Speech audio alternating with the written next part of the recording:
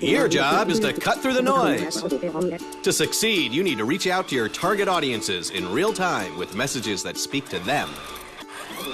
You can't let technology get in the way of your brand. That's the spirit. First Spirit is a powerful solution that helps you effectively communicate and engage with your target audience. Get an awesome ROI. Success in the market means your message got through to the right people at the right time in the right way. And that's why you need First Spirit.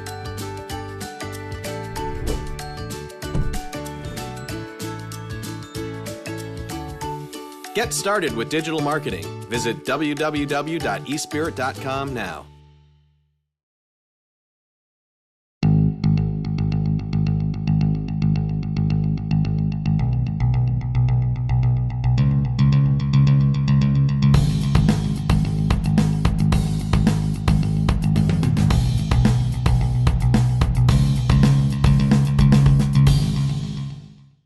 Hi, everybody. I'm Butch Stearns of the Pulse Network. And I'm Scott Lewer of Digital Clarity Group. And this is CMS-Connected, the web content management industry's only news commentary show. Good to have you back, Scott.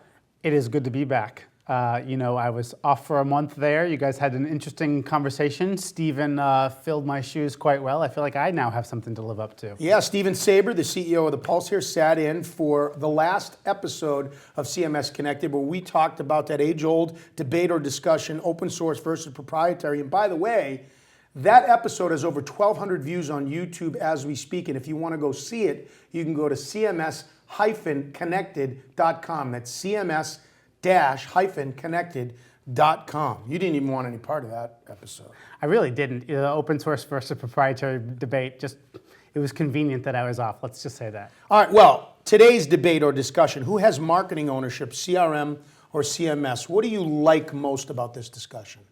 You know, what I like about this discussion is the way that it has evolved over time, that we are, in fact, talking about the customer experience more and more, and we're talking about all parts of the organization essentially supporting that. And so the idea here of CRM versus CMS, it really isn't about one versus the other, but it's about, are we driving our strategy to reach out to customers around the content that we're creating or around the data about our customers? Either way, you can't lose. The idea is that both of these things have to come together in a cohesive strategy in order to drive a more cohesive customer experience. And to dive deeper into that conversation, Scott and I will be joined by Cathy McKnight from Digital Clarity Group to give her perspectives, her expert perspectives on who has marketing ownership, CRM or CMS. Also in this show, several other guests we have in our news headline segment. And as always, Sunny Lenarduzzi will be here to brighten up our day. Today in our Spotlight segment, she will be reviewing the web CMS platform, Jahia.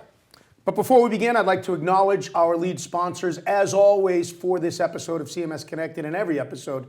They are Falcon Software and Digital Clarity Group. Falcon Software, the people there can provide you with expert advice and integration solutions for all your creative web design, content management, digital marketing and e-commerce, social or mobile needs. Check out and contact the people at Falcon Software. And Digital Clarity Group, a research and advisory firm focused on navigating organizations through the digital transformation process. Falcon Software, rightfully so, gets a lot of attention from the show, but so do you, Scott, and Digital Clarity Group. You guys have done a great job, and you continue to take over the world. Hey, thanks. Yeah, things are going really well for us. I'm not sure if we're taking over the world just yet, but it's been a good run. That is a goal at DCG, however. Of course it is. It's always a goal. Right? All right, time for our news headline segment. Are you ready to dive into it? I'm ready to go. Let's do it. All right. News item number one in our headline segment of this edition of CMS Connected has to do with the latest from Drupal, the much anticipated launch of version 8 of Drupal. And Scott, when we talk about this has been 4 years in the works. I think so. I think we'll talk to Dries about exactly how long, but I think that's about it. But the reason this is news is not necessarily the launch of 8, I don't think, but it's rather we've got Dries here because Acquia is now essentially supporting it fully, and they've made a lot of news about that lately, and so we really wanted to talk to them about, as Drupal 8 is still in beta, they are in fact supporting it, they're doing a lot of work on it, and so to me that sounds like it's just around the corner. All right, so let's bring Dries in. Dries Buytaert, who is the CTO of Drupal, but also the evangelical leader, CTO of Acquia, but evangelical leader of Drupal. Hi Dries, how are you? I'm good, thank you. How are you? Yeah, great to have you here. So tell us about the launch of version 8. It's been nearly 4 years in the works, right? It has been, yeah. So we've been working on Drupal 8 for over 4 years, and with a very large team. We've had almost 3,000 people, different people, contribute to the Drupal 8 release, and so now we're in the final stretch of getting that release. There's just a handful of critical or release blocking bugs left, but given that that number has come down so much, and given that we can provide upgrade support between different beta versions of Drupal, we felt that Drupal 8 is ready. And so last week we announced that Acquia is ready to build sites for customers on Drupal 8. And so. And that is the news, right? I just want to make sure that you get the opportunity to clarify that. You do play two roles here as both, as Bruce said, the evangelical leader of the Drupal community, but also as the CTO of Acquia. And it just sounded to me like it is, in fact, right around the corner. But is it ready for launch yet? What is the news here exactly? Depending on the kind of website you're building, it is ready. And we have at Acquia, we have the expertise in house to help assess whether it's ready or not to be, launch your site in production. But even if you cannot launch your website in production, we're close enough that organizations can start building their website on Drupal 8 because, as you know, even if you start building today on your website, it doesn't mean you're ready to launch it tomorrow. Some of these projects take weeks or months. To finish the build of the site before you can launch your site in production. So today is a great time to start building your sites. And depending on the kind of sites you're building, it may or may not be ready to launch it in production. And we can help our customers navigate that as well as expedite any issues that may arise or little bumps that may arise on that path.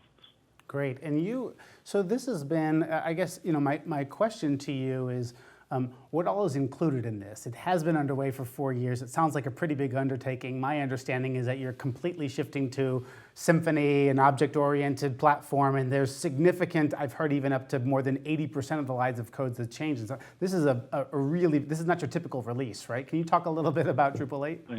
Yeah, sure. Yeah, it's a very big release for us. Where we have re-envisioned a lot of aspects of Drupal. There's truly, different great new things for every persona, so to speak. So from, one of our biggest efforts was mobile. And in 2011, when we were in the early days of working on Drupal 8, I went on stage at DrupalCon Chicago, and I said, if I were to build, Drupal from scratch today, I would build it for mobile first and desktop experience second.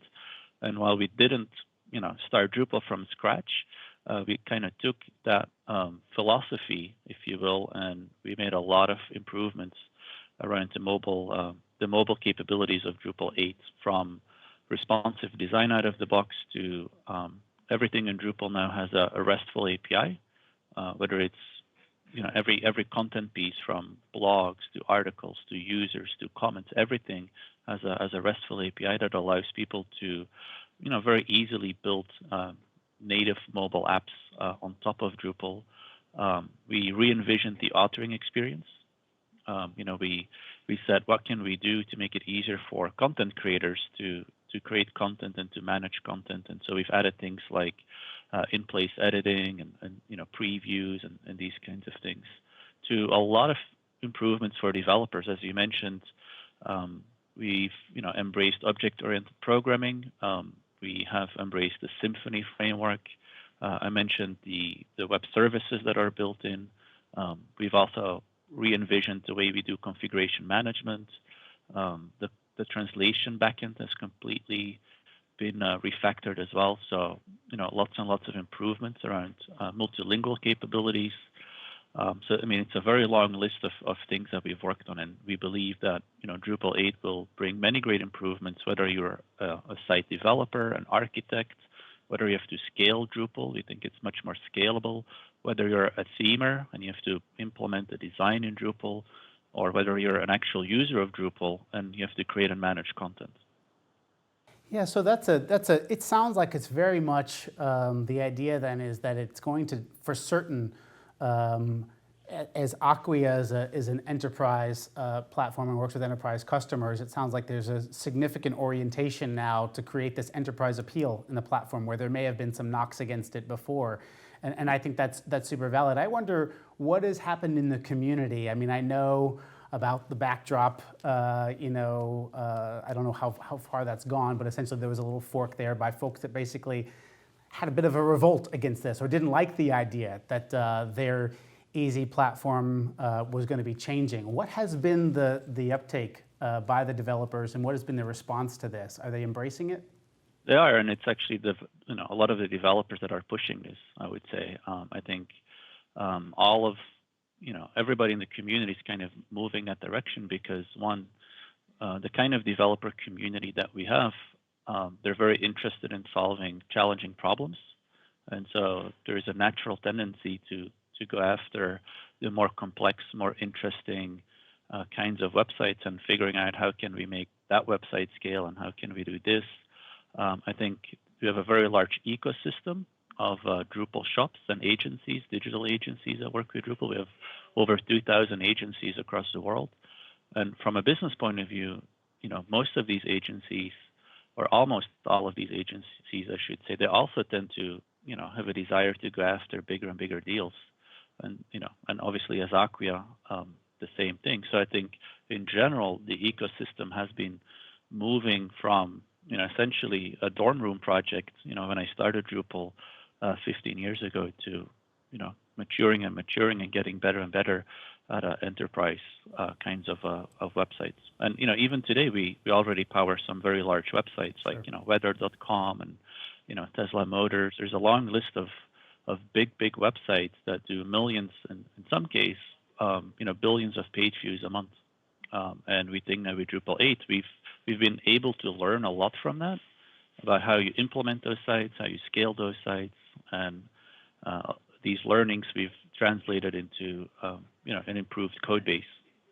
We're talking about the launch of Drupal 8 here on this edition of CMS Connected. Butch Stearns, Scott Lewer. Joining us is Dries Buytaert of Acquia. Dries, you mentioned the enterprise level. Of course, there's over 1 million websites that are using Drupal for the ease of use and what they've been able to do. So what do you say to the mom and pops who might be looking at this? Because communities usually take a long time to accept this, right? They're probably thinking to themselves, a lot of them, I can't change right away. I can't shift on the fly, right? True. I will say that the way Drupal is architected is, we use a modular approach. And so what that means is there is a Drupal core or a base platform. And on top of that, we have almost 25,000 modules or extensions that people can download and install, and they can click together a website. So even though Drupal is moving into the enterprise, we're not necessarily leaving the smaller users behind because of the nature of the Drupal project and this notion of an assembled web or being able to assemble digital experiences with limited or often no programming experience that is required. So, and the other thing I'll say is that a lot of the features we've added, like the authoring improvements, the mobile improvements, the multilingual capabilities, these are actually good for small users too. They will be easier to use for both enterprise users as well as the sort of the low end of the market.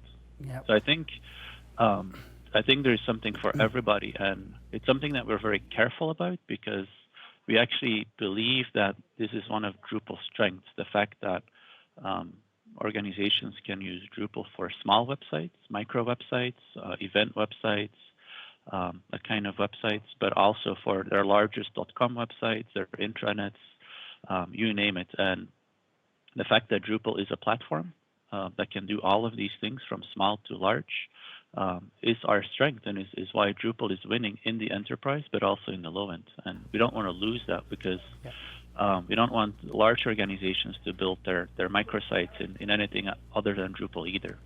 I want to ask you one final question, Dries, because I think this is really important, and that's about migrations and the migration path to Drupal 8. And the reason I ask is certainly as my organization, Digital Clarity Group, is helping customers to find new tools to basically build on top of and build their digital strategies on top of. For a long time, while we might have asked them to look at an Acquia, the challenge has been that everybody always knew that Drupal 8 was around the corner. And so why get started in the past year or so when there was an obviously big hurdle coming soon? So help clear up for them. For those who are your customers, what's that process look like? I know that was one of the big challenges in terms of launching it, that you wanted to make sure there was a clear migration path. Right. Well, first of all, there's a lot of new sites being launched. And for those, there's no migration path, obviously. For existing websites, whether they're Drupal websites or not, we are providing tools to migrate both the data as well as the content. The data as well as the code if it's a Drupal site from one version to another. Having said that, because it's not a fully automated migration, so there's tools that will help, but because no two websites are identical and there's custom code in most of our projects or our customers and users projects, we provide tooling that helps them with that upgrade. And depending on the site and the complexity of the site, that may or may not be a lot of effort to migrate. So great to lead this edition of CMS Connected with the much anticipated news that Drupal 8 is being launched. Dries Buytaert joining us from Acquia and from the Drupal community. Dries, thanks for your time. Thanks for having me. Thanks, Dries. Item number 2 in our news headline segment of this edition of CMS Connected has to do with ECM, and it has to do with both the future and past of ECM. We go to an article and a blog from AIM's CEO, John Mancini, and basically summing this up, Scott, John's talking about how the ECM of old, how it's been so difficult, but in the new era of ECM, you almost have to just get rid of that whole mentality because of all that's going on, correct? Yeah, he's saying, ECM, Enterprise Content Management, he's saying throw out the idea of even what we were chasing. It was hard before, now it's nearly impossible with the notion of Internet of Things, with the notion of enterprise file sync and share and all these other ways of storing information. Part of the news item of this is that AIM's recent ECM Decisions Industry Watch came out and revealed that half of enterprises still have a goal to deploy a single enterprise-wide system to manage their content, right, but that the reality is that multiple systems and multiple content silos are thriving in most businesses. So to look to the future of ECM, Scott, let's go back. Correct. Let's go back to what was ECM, what were they trying to solve in the first place? Yeah, what ECM was trying to solve is it was basically saying the problem is all of this unstructured information, meaning that's not residing in a database, that an organization has tons of knowledge running throughout, and in documents, in all sorts of ways, how can they manage that in a way that they can essentially be able to leverage it, tap into it, be more efficient, that sort of thing. And basically that's what it was trying to solve. And it tried to do that by saying, let's then create a system that everybody works in, that everybody stores their content in, therefore that everybody looks to first when they're trying to get out information, and that was the idea. That was the vision that was built. So the obvious question is, has that problem been solved? But I'm going to take a stab at it myself. That's an ongoing problem. It hasn't been solved. It's been addressed at different levels, right? The biggest arch nemesis before of ECM essentially was, number one, the notion of file shares, right? That people were storing their information in either locally on their hard drive or they were storing it even on a network. But either way, it was untappable easily by the rest of the organization. Now, there is so much competition for an ECM system in the form of like a Box or a Simplicity that we're going to talk about, these enterprise file sync and share systems, Dropboxes, where people are storing information already even outside of the organizational firewall. Or the Internet of Things is adding data constantly from everywhere that's useful and needs to be tapped into, but it certainly isn't going through an ECM. And so it's actually not become easier, it's become a harder problem to solve, and that's why John is basically saying, let's stop chasing that, flank it, and let's go in a different direction. So final point for this, the future of ECM. I guess when you look at it, what's the strategy that people should employ when consolidating existing content systems? technologists have always looked for the idea of let's shift from the idea of heterogeneity, where there are lots of systems, into homogeneous systems where they tried to force everybody on. They have done that unsuccessfully in a number of technology categories.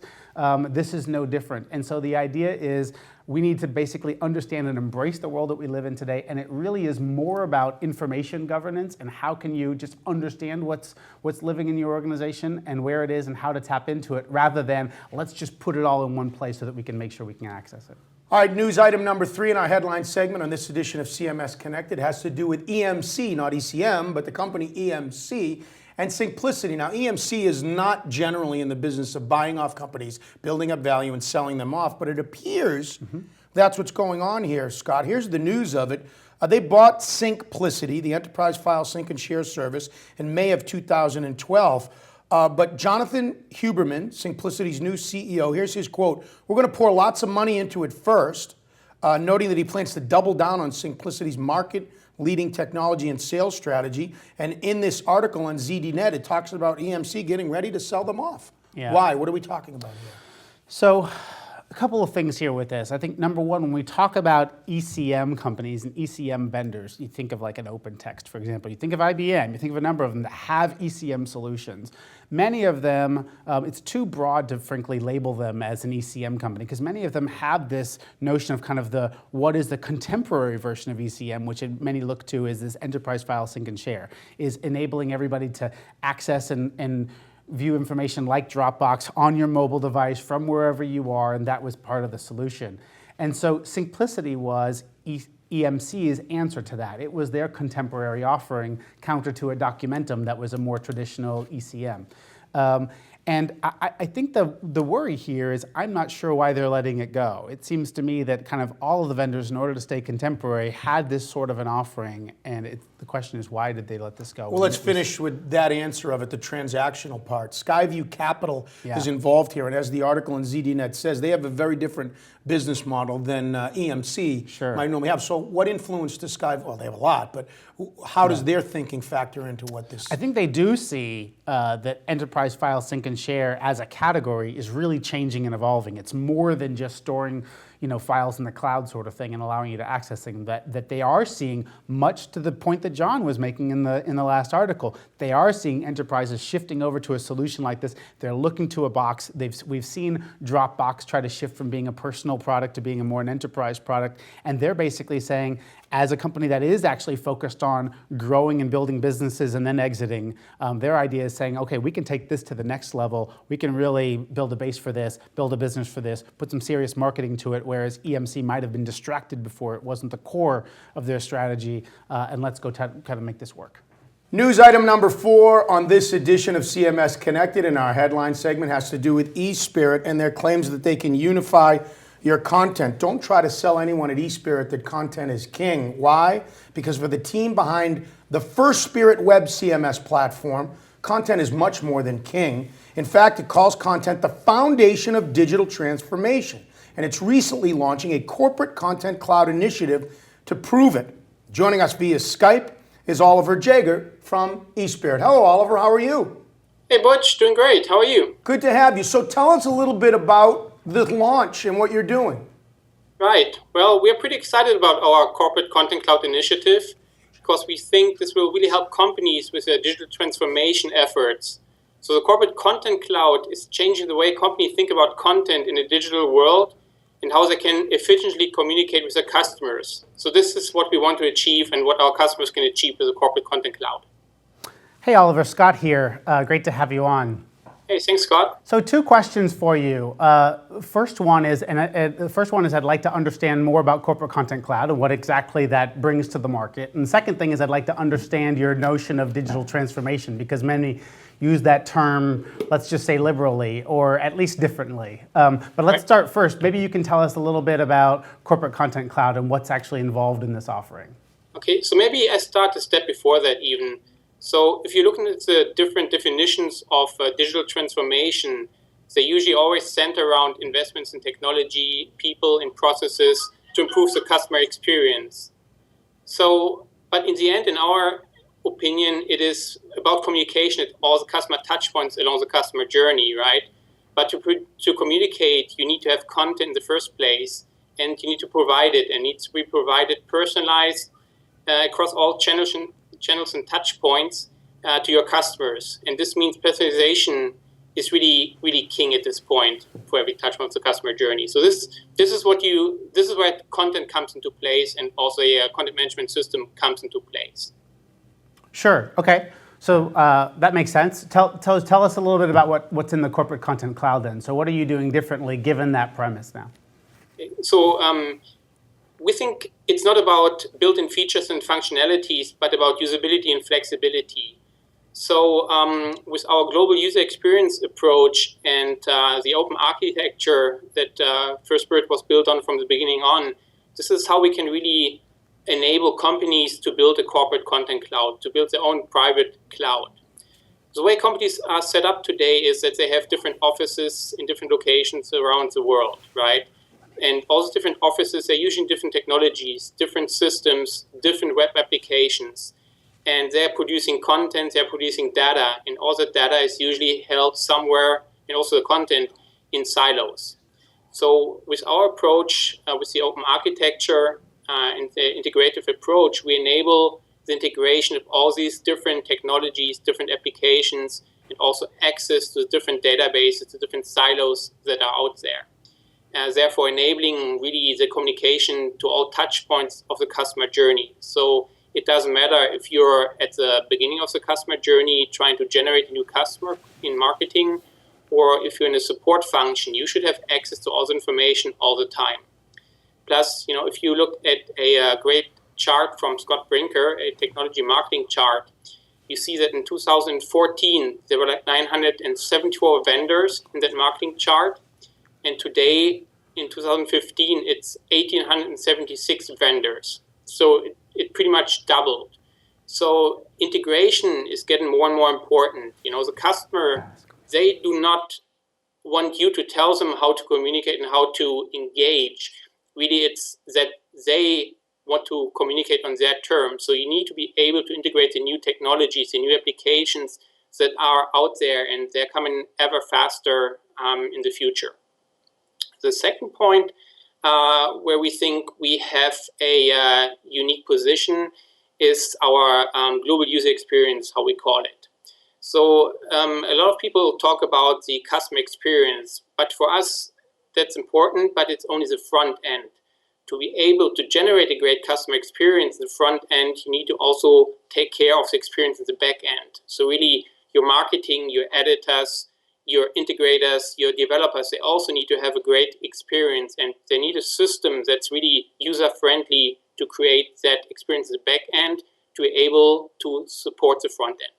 Okay, so I'm trying to break this down a little bit. I think I agree with your premise about some of the challenges that are out there, but I'm trying to understand what's in this offering. So first, in terms of the naming, Corporate Content Cloud, this is what I want to do is debunk the fact that, so this is not a new cloud offering. As many like to use the label cloud in their offering, this is not that eSpirit now has a new cloud offering. Is that right? Correct. Okay. That's right.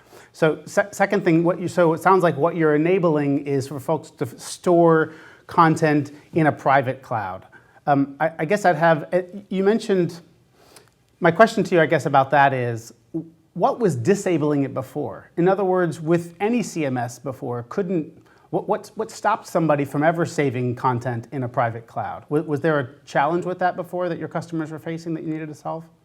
It's not really only about storing content in the cloud. That's nothing new, but to access all the data and all the content across the whole company, it doesn't matter where the location is. That's a new thing, really, because you had silos. You have different information in the US than you have in Germany, then UK, then in Japan.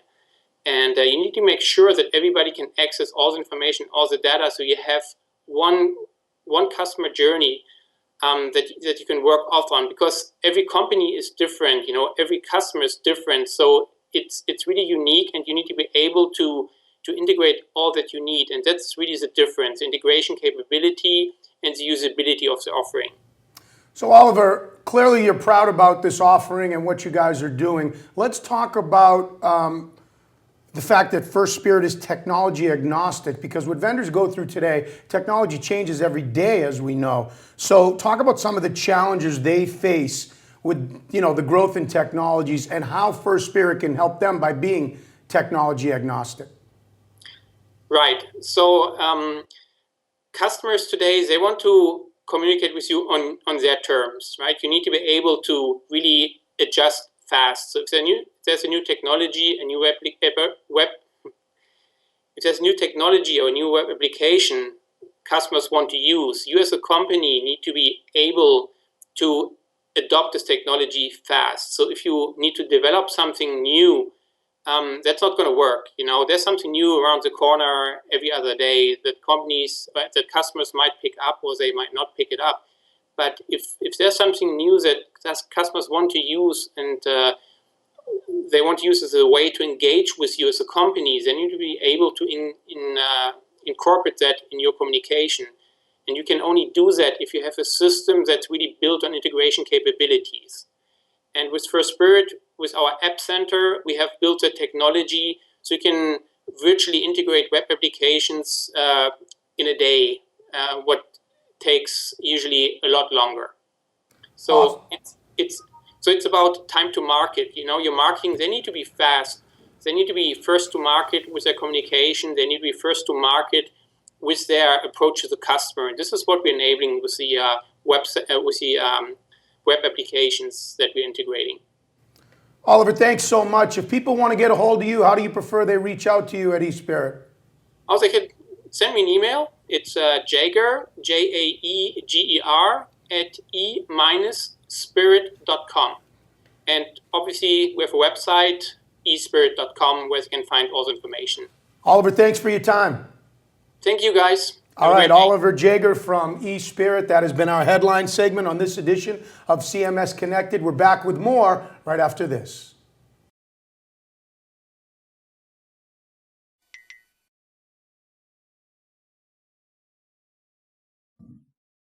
Hippo CMS, the content performance platform, takes the guesswork out of digital marketing and makes your content strategy data-driven. You can optimize your online presence by attaching business goals to your content and experiment to see which variants resonate best with your audiences.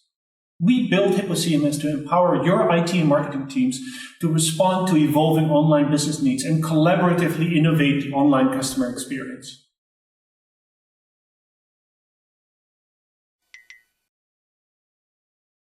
Hello again, everyone. I'm Butch Stearns of the Pulse Network. And I'm Scott Lewer of Digital Clarity Group. And this is CMS Connected, and welcome back into the show. It is the web content management industry's only news commentary show, and this is the meat of our show, Scott. We are going to talk about the subject of who has marketing ownership, CRM or CMS. Clear it up for us. What is the debate? What are we talking about here? Yeah, I think this is less about a question about ownership and more a question about when marketers are building out their strategy.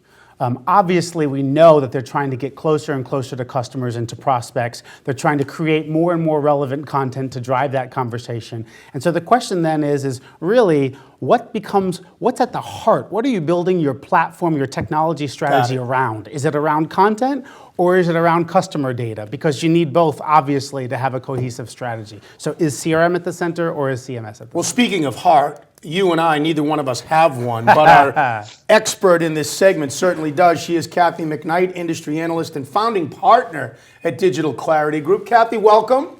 Well, thank you. Good morning. Yeah, great to have you here. So in this debate, if you will, let's cut right to what Scott talked about. What is the most pressing overall issue that marketing platforms today are facing or trying to solve?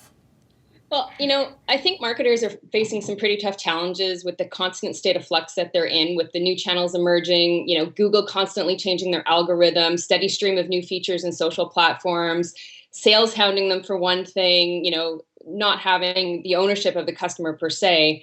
But their world is constantly changing. They've got to have the processes and technologies in place in order to support that evolution. And I think that's the bigger question is, not so much which technology, but having the flexibility to move forward.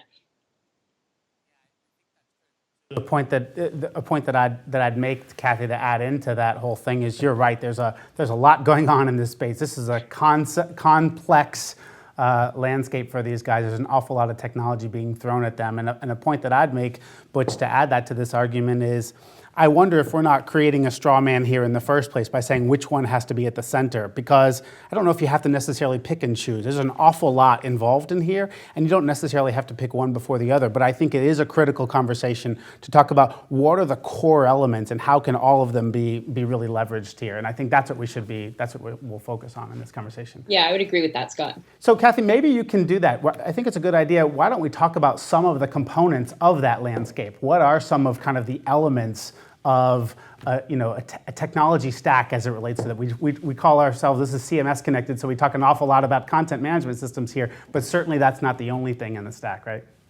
Yeah, no, I totally agree. And actually, this is something that I've been digging into a little bit further and having a lot of conversations on. So, it used to be that the center of a marketer's universe was definitely the CMS. It was the be-all, end-all. It's where they lived and died to get their content out.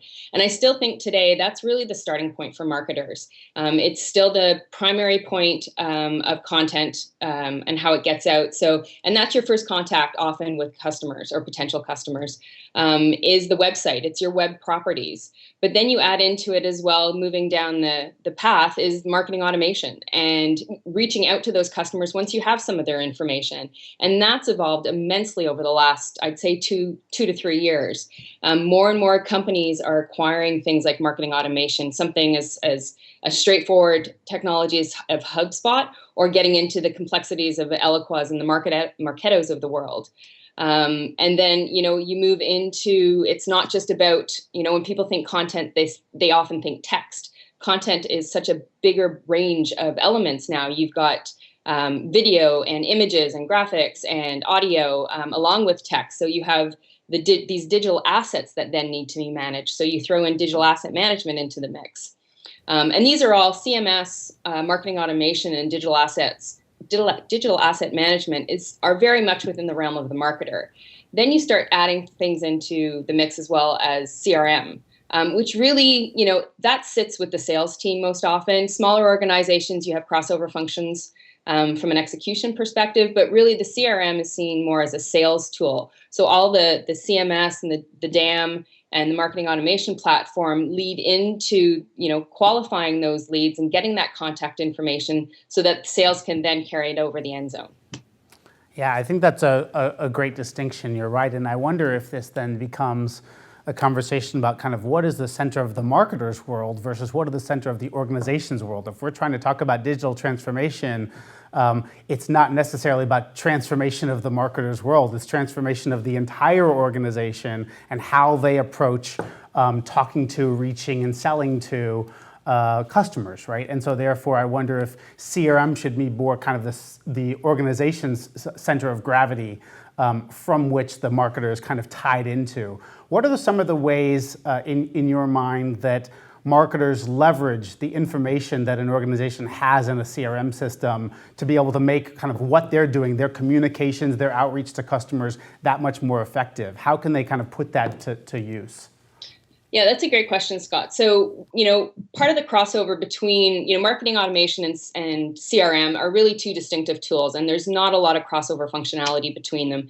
There's a few vendors who have acquired, a few CRM vendors who have acquired marketing automation functionality, but really there is a line between them. And the CRM really, I think for most companies, they see that as the system of record for the customer. So that is where the source of truth resides from a customer perspective. So from a marketer's perspective, what they really need is to be syncing up their information, their customer information with the CRM. So, the transactional records that go into a marketing automation database. So what emails were sent out, what the action was taken, if the target actually clicked on the call to action or not, subsequent interactions. But with a CRM, you want that information as well, and feeding back the CRM information from a sales perspective. So what outreach has been done from a phone call perspective?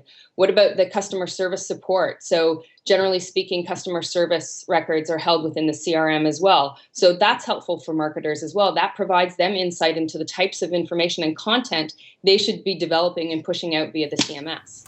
Well, Cathy and Scott, I mean, to the title of our show, who has marketing ownership, CRM or CMS? I look at it this way in its basic form. CMS is the platform. CRM has always been about information, right? About relationship with your customer. You made a good point, I thought, Scott. And from a marketer's world, if you go to the definition of marketing, it's creating value for your products and solutions and your services. But to me, a marketer's world today is so much more beyond that. It's about building relationships with your customers more than ever. Mm-hmm. So as we broach this subject and we talk, it's really a mindset question, isn't it? Yeah, I think you're totally right, Butch, that we've, at Digital Clarity Group, Cathy and I, we focus a lot on talking about customer experience, and we've made a clear line of distinction between what is customer experience in the true sense of the word, a customer meaning somebody who has already bought from you, yes, right? Versus prospect experience, which was typically the area that marketers focused on. They were talking about unconverted customers and trying to create customers, right, out of those folks. Now, though, the marketer's purview has expanded fairly significantly, that they're talking to everyone, customers included, about, like you say, right, creating that tighter relationship. And so before, they can no longer have this hands-off approach to what's that. Cathy just did a great overview of how these CRM systems are the center of your customer service, and they're storing all sorts of data. Marketers can no longer ignore the data that's in there. They have to leverage some of that because that is very much a part of that customer's communication with the organization thus far. You can't leave that out. So Cathy, as always here, we're calling this a debate or a discussion about who owns it. But really, when you're looking at CRM and CMS, to me, again, to be very broad, it's about breaking down silos both within your organization and with, externally, when, like Scott just said, when you're talking to existing customers or new prospects. It's always about that, right? Yeah, and I mean, we can debate the breaking down silos thing in another conversation. Okay. I think it's about more cross-functional working within an organization. Silos, exactly as they mean, it's individual groups sort of heads down doing what they're tasked to do. And in today's world, marketing absolutely has to cross those silos. So while you'll always have a sales team and you'll always have administration and operations and all that, marketing really needs to become more of a center of excellence for the entire organization if they're going to meet their customer experience goals. And from a CMS and if we're staying on the CMS and CRM thing, CMS is really, that's the entry point. That is where the content that is attracting that initial contact with the customer is being kicked off from, which then leads into the CRM as sort of the bottom of the funnel piece. The question I want to ask you, Cathy, is whether or not people have caught on to this or not yet. Is this really being demanded by customers? And I'll add to that my view on that is not necessarily. I think we're talking about something here where, again, there's all this pressure on marketers. They're being asked to do so much more. They're being asked to control all this information. But, I mean, you run our practice where you're talking to marketers every day, helping them pick their various technologies.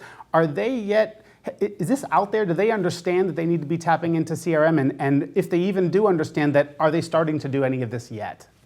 Yeah, that's a really good question. And I think a lot of them, especially the ones who've really understood the CM concept, the experience being the center and putting the customer at the center of what they do, they understand that they need to sync up the information. But very much CRM is still owned and run and commanded by the sales group. And getting access to the CRM is often a really difficult challenge and uphill battle for marketers. So they're doing some workarounds. The sales team is more than happy to take the marketer's information, but they're not always so willing to pass the information back over the fence to the marketers. So again, when we go in and work with these clients and counsel them, we talk about that 360-degree view and pulling not only the systems of record data, but the systems of engagement data together into that customer record. So they really do have that 360-degree view of the customer. So some of them are definitely starting to get it, but there are so many elements of the technologies that they have in place, whether it's just a CMS or whether it's a CMS and marketing automation platform, that, they're really wary to even tackle another technology that they need to understand and how to interact with. You are watching CMS Connected. I'm Butch Stern, Scott Lewer alongside Cathy McKnight of Digital Clarity Group, industry analyst and founding partner, is joining us on this edition of CMS Connected. It is the web content management industry's only news commentary show, and we're talking, as you can see, about who has marketing ownership, CRM or CMS. Scott and Cathy, we've been diving into this. So my question would be, when it comes to the tools, how does your thinking change which tools, if at all, that you want to start using? You brought up HubSpot, and you brought up marketing automation tools. Does your mindset, does your thinking change, Cathy, in your opinion, the type of tools or the exact tools that you're going to start using in your system? I think for marketers and organizations as a whole, they really need to take a look at where they currently are from a maturity standpoint. So if they're still struggling, they're using MailChimp and that's a challenge, then tackling a whole new set of tools in a marketing automation platform might be too much. We have many organizations where we go in and we work with them to understand just exactly what it is that they need from a marketing technology landscape perspective. And we always advocate, walk before you run. So for some smaller organizations, finding a CMS that has some basic marketing automation functionality, campaign management, workflow, those kind of things, that's a great start for them. Other organizations are past that. They need more. Larger organizations, the CMS that they need may not have the functionality or the depth of capabilities that they're looking to use and leverage. So I think, marketing automation has made huge headway. Last 18 months, it's one of the fastest growing sectors in our industry. I think it's going to continue to push. One of the things we see is that many CMSs have marketing automation functionality. What we're not seeing is a whole lot of content management functionality within a marketing automation platform. And I think we may see that change over the next year or so. Same goes for CRM. CRMs have been buying up a few marketing automation platforms to add it to their suite of solutions. And I think, again, the CMS is next probably on the purchase list for a few of those as well. Yeah, and I think that you made a really good point earlier, and I'll make this as the last question, but I know that you made a really good point earlier where you were talking about essentially the motivations of the various parts of the organization, sales's inclinations, marketers' inclinations to even work together, and that's a people process thing, as we know. I guess my question to you is whether or not the technology is there. Like, can it be leveraged and can it be two-way in terms of can the folks in sales actually benefit from some of the information that the marketers are using by having CMS push data into there when they're having sales conversations and vice versa? Is the technology there today to even support this if we could get them to come around and want to kumbaya work all together? Yeah, I think the latter part of that statement is the bigger challenge. The technology is there. There's integration between the systems where you can have a single customer record that really does have the data points from the various systems of record and engagement. It's a matter of thinking through on which parts of those data points you want to include. I mean, the data record would be massive if you just dumped everything into it. So it's really having a structure and a strategy around the information that you're truly going to use and leverage moving forward. But the technology is absolutely there. I think the bigger challenge is the process. Technology is an enabler. It can absolutely make things better and simpler, but you've got to have the processes and people in place and the teams and the communication in order to leverage that capability. So Cathy, a couple final takeaways to this. You're out there with your clients and your prospects with Digital Clarity Group. You're helping them make the digital transformation. When you get into discussions about this, maybe not this specifically, but to the subject we have, marketing ownership, CRM or CMS, that mindset, what are some of the takeaways from this conversation today that people can glean from you? Well, I think understanding the lines in the sand, what the different technologies are meant to do, and not necessarily trying to make them do beyond that. Again, so many technologies out there and that have been implemented, customers are using 20% of what's available to them already. So step back and take a look at what you have in place and what can be leveraged before deciding that you need to add complexity to an already complex landscape. And really, it's about working together. I think the bottom line on this whole, the evolution of marketing and the change and the flux that they go through, it's really about embracing the fact that customer experience and delivering on that successfully is an organizational wide endeavor, and that teams need to work together if they're going to be successful. Cathy McKnight of Digital Clarity Group. That was a good conversation. Yeah, I like that. I really liked where we took that discussion because it's not about necessarily a power struggle between the two, but it's about how folks can use them both together cohesively to improve the customer's experience ultimately. All right, stick around. Coming up next, Sunny Lenarduzzi will join us in our Spotlight segment, and today she'll be reviewing the user experience platform vendor, Jahia. You are watching CMS-Connected. Butch Stern, Scott Leo, a lot more to come. So you've got a great website. Your marketing team spends hours driving visitors to it and nurturing them into leads. And your sales team spends hours collecting, qualifying, organizing, and chasing those leads. Sales wants to focus on what they do best. Selling. And marketing wants to get on with what they do best, creating innovative campaigns. But how do you make both teams happy? The solution is marketing automation. All right, now time for our Spotlight segment on this edition of CMS Connected. And in today's Spotlight segment, we are going to review the open source user experience platform, Jahia. Founded in 2002 and headquartered in Geneva, Switzerland, Jahia Solutions Group has its North American headquarters in Washington, D.C., with offices in Chicago, Toronto, and throughout Europe.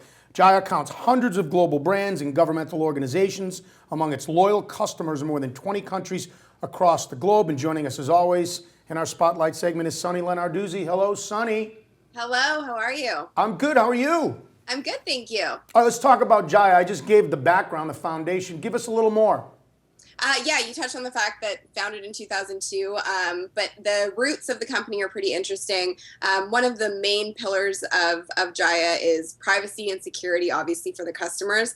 And they come from a project. The initial project that they worked on was built on international data from the ground up. And it was built with two teams, one in France, one in Switzerland. And now, like you said, they have offices all over the place. And the software was built to be compatible on a global basis. So they've seen a lot of success. They're pretty widespread. They've got some very impressive clients on their roster, which I'll talk about in a little bit. But the basis is they're an open source UXP vendor, and they're all about empowering the customers to help improve the product. And they've had plenty of different iterations and updates to the product in the last little while, and most recently with Digital Factory 7.1. But they really want to establish a sustainable and fair relationship with the user of the technology and the partners that are in charge of implementing the product. So from a user experience standpoint, I've heard fairly good comments thus far, and I'm interested to hear what Scott thinks in a little bit. Well, we'll bring Scott in just a second, and we'll also get to the Digital Factory 7.1, but a couple other nuts and bolts questions. Differentiators for them, in your opinion. What makes Jahia different or better? Well, I think there's a few things for sure. It's kind of like a threefold answer, but price, agility, and the capability of the platform. They've moved away from just being a content management system. They're really focused on pre-production ideas and kind of focused on all of the different aspects of creating the best possible platform and product for the customer. And I know that I got a little bit of an inside scoop, and I know that they're working on releasing marketing automation and e-commerce capabilities directly into CMS. So that's really interesting, and I think will give them a great competitive advantage. All right, so let's talk about Digital Factory 7.1. Just launched. Tell us about it. Just launched, focused on, again, I guess threefold answer, performance, scalability, and stability. So those are really the pillars of this update. And there's a few of the features that really stood out for me. One is that the browsing and the editing options are faster than they've ever been before. So obviously that's a huge bonus. And the new platform now handles twice the load as the previous one with the same configuration. Another feature that I found really interesting is the work in progress for authors. So they can, it prevents publication mistakes in a more flexible way than just the content locks, but it's still fully integrated with the Digital Factory core capabilities. And my favorite little feature, which might seem like a small one, but for me, it just does from a time perspective, saves so much time. It's that authors can now publish content in every single language at once with just a click of a button on the site, the page, or specific page section, or even just a content item level. All right, Scott, so the recent launch of Digital Factory 7.1, your thoughts about Jahia? Critiques? Sure. Yeah. And hi, Sunny. Good to see you. Nice to see you. You know, I think the kind of sad truth about Jahia is that it's the Betamax of the WCM industry, except for that it never really had its day in light, right? I mean, it basically has always been a fairly well-kept secret. I think it is solidly built. I think it is great technology, but it's never really had its day in the spotlight. It's not very far out there. They've never done very good marketing of the product. And so I think that's the biggest the challenge with it from my standpoint. I think if we're looking at it, we can say, let's hope that will all improve, meaning that its lack of wherewithal in terms of getting out into the market will improve because, sure, they were able to convince an investor to put more than $20 million into the product. They brought in some new senior management I know very well. He was a part of my team for a while, Piyush Patel, who is now their new GM. And Piyush's background is that he found them when he was at Sapient, leading Sapient's entire web content management worldwide platform, basically. And so he was even using them. And so he knows that it's good technology. He knows what it can do. But like I say, thus far, it's the best kept secret. And so let's see if some of the new players they brought a new head of marketing, I think, as well. Let's see if they can get this out into the market and put some of that money to good use. But so far, let's wait and see. So, Sonny, you're having internal conversations, if you will, with the higher level executives there. What are they telling you that can bring them to the next level?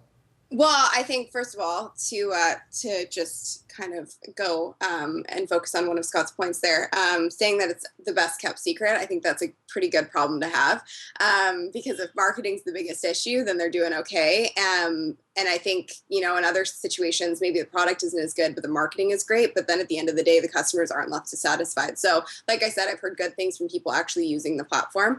And I think that having Christopher come in, and he's the new head of marketing, came from Magnolia.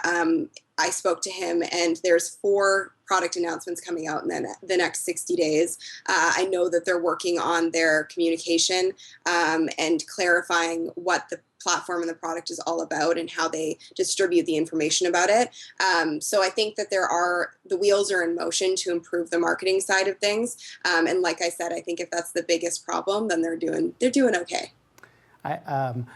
While that's wonderful to minimize of it, a problem is a problem nonetheless. And I would say that Magnolia is the other best kept secret out there in the market. So let's hope that it's the influx of money that will help them with their marketing more so than just the strategy. But I think, look, to all of your points, I like what they're doing. And in fact, I'd go even a step further than what you talked about. They're kind of portal play in this idea of kind of being this integration center for all sorts of content and data. I actually think that's the backbone on which you build a transformation strategy. That's what we're talking about with, again, the overplayed, overhyped silo discussion. But that is the big challenge in an organization today, is that you need the center of gravity, and I think it can actually be that. So I like that. They just need to get that message out in the market. They need to convince a heck of a lot of analysts to start putting them on some charts, and it's not just the WCM charts, by the way, and they need to get themselves out there. But yeah, good problem to have, but a real problem nonetheless. Definitely. Agree with you on that one. All right, Sonny, so kind of sum it up. Again, this is the Spotlight segment. You're reviewing them as a platform. They've got their new launch. You and Scott have done a really good job outlining, in Scott's opinion, what he thinks are their challenges and opportunities, and you also. So sum it all up. Why, if you're going to take the sunny side, to be honest, why are they going to head in a good direction? Well, I think it goes back to what I mentioned at the beginning, what they're built on and what their values are as a company. They've never strayed from that. And I think that's why they've seen international success. And also the industries that they cater to are, to be frank, they're big money industries: banking, insurance, travel. I mean, Nationwide in the States is one of their biggest customers. And so I see those, as the marketing improves, which I do think it will, to take the sunny side approach, I think they're only going to gain more big name customers like that, giving them that extra credibility and giving them an even wider spread reach. So like I said, there's 4 product announcements coming out in this next 60 days. So I'm really curious to see what those are all about, and to see perhaps if maybe Scott changes his tune in the next little bit. Oh, if you keep talking to him, he'll change his tune. He's a softie. Trust me on that one.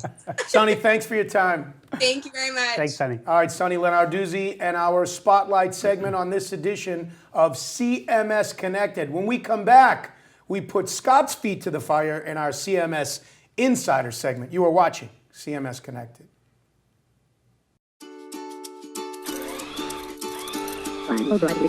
Your job is to cut through the noise.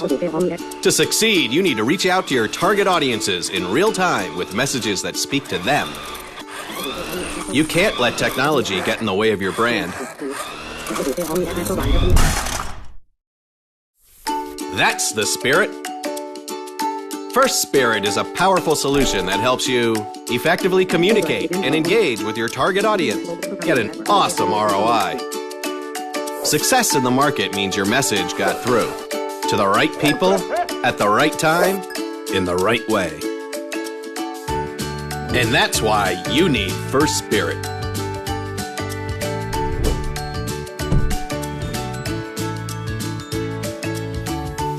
Get started with digital marketing. Visit www.espirit.com now.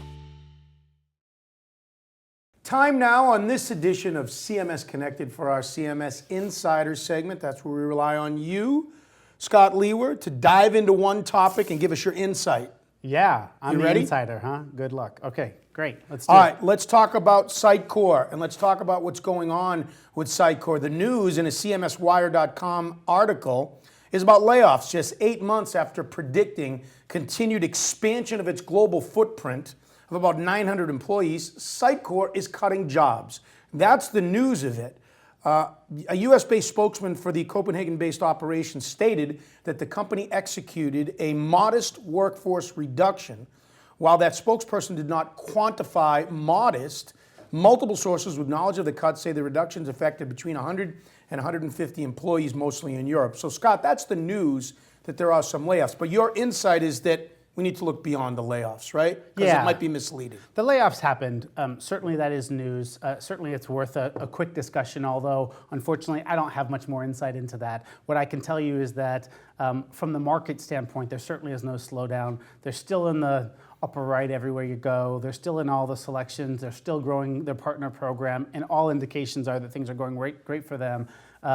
This, I think one thing to their point is that over the last 2 years, they've actually doubled their size. They were 1,000 people going into this layoff, however many they let go. That's a lot of growth really quickly. And so to have some pullback from that is not necessarily worrisome for me. All right, so again, this is the CMS Insider segment. So give us some insight into this. Let's talk about Sitecore's strategy, because that's really what you want to focus on here, right? Yeah, I think so. To me, my advice to them, frankly, if I'm looking and I'm talking to Sitecore and I'm in a conversation with them, I think the advice that I'd talk to them is that there are three kind of primary points that worry me about their strategy, and that their desire to be number one and their competitiveness are the things that are essentially getting their strategy out ahead of them. The first point that I wanted to talk about is their shift to the enterprise and their essentially almost evacuation of the mid-market. Their desire to basically be combatant against the Adobes and IBMs of the world has basically drawn them to shift away from the idea that they are a suite play, that they want to be much more of a best-of-breed play. And so they've built all these capabilities, marketing automation, analytics, email management, those sorts of things into their platform, and they've actually built them cohesively together. But the challenge is now, because they want to go into the enterprise, and the enterprise is much more heterogeneous, and a client or a prospect might have some of those tools already, their big desire is you can use any parts and mix and match. The challenge is WCM is the primary platform. None of those other products are actually sold separately. So while that is the case for the other big players in the market where they have lots of those pieces, they're each sold separately. They each have different product management streams, et cetera. And so that's, I think, a challenge. Well, that leads you right into your second point, right, about your critique of their strategy, because when you talk about their strategy, I mean, everybody wants to be a digital marketing platform. You need to be. You need to combine all the best of all the, best advantages of all the parts of a platform. But talk again more about their strategy and insight into them with WCM, because that's always been at their core, right? That's exactly right. And I think one of the knocks that they would have, and that I would have, against most of the digital marketing, quote unquote, platforms that are out there, is they're not very well integrated. And so to counter that, again, Sitecore built most of their stuff up from the ground up. The challenge with that, though, is that there is, frankly, because they built all of these products, there's a lack of depth in the functionality of each one of the products. So in terms of the marketing automation system, how it stacks up against other alternatives, the analytics and how that stacks up against them. So it's great when you're providing them all in one, frankly, to the mid-market, who would be much more entertaining of a suite environment. When you try to go and say, we're not just WCM anymore, and everything that you want to do is kind of pull away from being merely WCM, then you need to basically pick it up everywhere else. And I think the second part is that, that leads me into my third point. So, well, your third point is commerce, right? It is. We deal with a lot of enterprise level companies here at the Pulse Network, and when I think about commerce, there's CRM, there's CMS, but clearly now, again, in a digital marketing space, if you're going to be a digital marketing platform, you need to address commerce. And as you talk about, Sitecore has done that, but you dig a little deeper and you're critiquing it a little bit. I'm critiquing it because they had the great idea, as others have had, like an SAP is looking to enter this digital marketing landscape by going and acquiring Hybris, right? They're looking to commerce because they're seeing such market uptake. So Sitecore, one of the first, they've had a couple, but they were very small parts. One of the first acquisitions they made was of Commerce Server. And so they've done a really good job integrating that into the platform. Frankly, they've integrated it using a structure called Commerce Connect, as well as they've integrated with any other commerce platform. They've used that same way to integrate with their own native platform. But the challenge that I have is that they're actually getting really good traction from it in the market. It's selling really well and beating their own expectations, but it frankly seems like it's the redheaded stepchild of their organization or their product strategy. They really aren't out there selling it on its own, for example. If you look to an SAP or if you look to other companies in IBM that might have a commerce play, they're using commerce to pull in the rest of their suite. It becomes the buy and they look to land and expand. Sitecore doesn't have that ability because they aren't out there marketing and pushing that product as if it were a standalone. It's merely an add-on. And worse than that, it's actually one of many alternatives. When you install their commerce connector, essentially it's one of many options that you can choose to connect into, including Active Commerce and others. So it's almost like, oh yeah, sure, we've got it if you happen to want it. And I think they should put a lot more weight behind that. And so I think all of these things together sum up for me that this, what do you want to be? Do you want to be in mid-market? The answer seems to be no. If you want to be in the enterprise, then you do have to actually not just talk the talk, and frankly, not just build a platform that can be well integrated with others, but you actually have to have a multi-pronged product strategy approach so that you can go and meet the demands of those more complex enterprises that have a heterogeneous environment. Wow. So if I had to sum up this edition of CMS Insider, yeah, it's that the news of it, don't panic. I mean, people want to say that they're cutting jobs. Take a closer look. Nothing's really changing. That's right. But then you turn around and put the gloves on and issue a challenge to Sitecore right away. It's a challenge, right? But I think that they are, like I said, a victim of their own success. Let's not discount that. They are extremely successful, right? But the one kind of talking point that everyone says is, they're, to use the old terminology, because I can't remember the new one, the DMS, the digital marketing piece, there's like some small percentage of their clients that are actually using it and doing that. And I don't think that percentage is going to grow because the enterprise customers that they're seeking are not going to use them in this all-in-one strategy. So that's my critique. I think they're great, but I think you just need to get it together from that Great standpoint. job. You need to towel off or anything now? I'm actually good. I'm all right. I felt good about that. That's all the time we have for today's show and this edition of CMS Connected. I'd like to thank our lead sponsors, as always, Falcon Software and Digital Clarity Group. I'd like to thank our guests, Sonny Lenarduzzi, Oliver Jager from eSpirit, Cathy McKnight from Digital Clarity Group, and of course, Dries Buytaert of Drupal and Acquia fame. So that's going to do it for this edition of CMS Connected. Get connected. Stay connected. On CMS Connected. We'll see you next time.